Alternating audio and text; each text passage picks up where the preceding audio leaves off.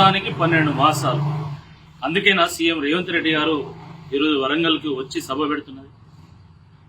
మళ్ళా దాని పేరు విజయోత్సవ సభ, అది కూడా మా ఊరుగల్లులో. దయచేసి మా వరంగల్ ఇజ్జత్ తీయకండి. ఎందుకంటే వరంగల్ అంటే ఒక నమ్మకం, సంస్కారానికి ఒక నిలయం. కానీ ఆ రోజు వరంగల్ డిక్లరేషన్ పేరు మీద ఒక పెద్ద మోసానికి ఇక్కడ బీజం వేసి వెళ్ళిళ్ళు.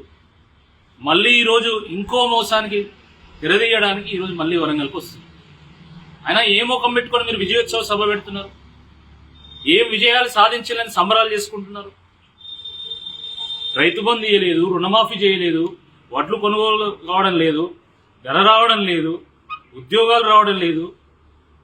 మీరు చెప్పినటువంటి మహాలక్ష్మి 2500 రూపాయలు మహిళలకు కానీ, లేకపోతే కళ్యాణ లక్ష్మిలో తులం బంగారం కానీ, లేదా పెన్షన్ల పెంపు కానీ, రేషన్ కార్డులు కానీ ఏవి ఒక్కటి కూడా ఇప్పటివరకు నెరవేర్చలేదు.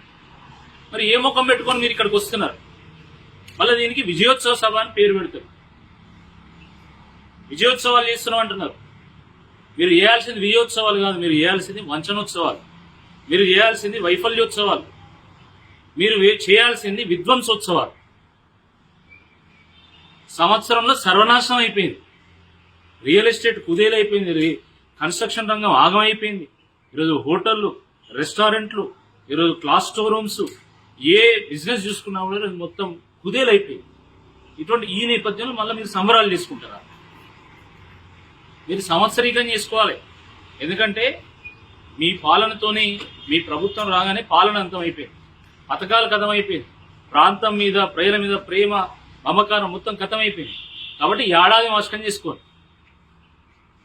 పరిపాలనకు ఏడాది మాసకం ఆ పేరు మీద మీరు సభలు పెట్టుకోండి. ఎంతో ఘోరం అంటే ఈరోజు ఈయన విజయోత్సవ సభ పెడతా అంటే ఒక్కడు కూడా రావడం లేదు. ఇక్కడ ఏ మహిళ కూడా రావడానికి సిద్ధంగా లేదు. కాబట్టి ఆశా వర్కర్లు, అంగన్వాడీ వర్కర్లు, హెల్త్ డిపార్ట్మెంట్కి సంబంధించినటువంటి వర్కర్లు, రకరకాల సపోర్ట్ స్టాఫ్, డ్వాక్రా గ్రూపు మహిళలు, వాళ్ళ లీడర్లు, సీఏలు, వీళ్ళందరినీ సమీకరించి ఈరోజు సభలో కూర్చోబెట్టే ఒక ప్రయత్నం చేస్తాం. ఇది వాస్తవం. దేనికోసం వస్తారు వాళ్ళు? ఏ ఒక్క హామీ నెరవేర్చలే.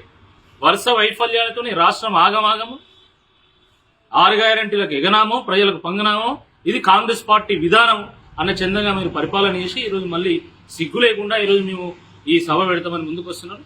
తప్పకుండా ప్రజలే ఈ సభ సందర్భంగా మీ వ్యవహారాన్ని నిలదీస్తారని చెప్పి ఈ సందర్భంగా నేను హెచ్చరిస్తాను.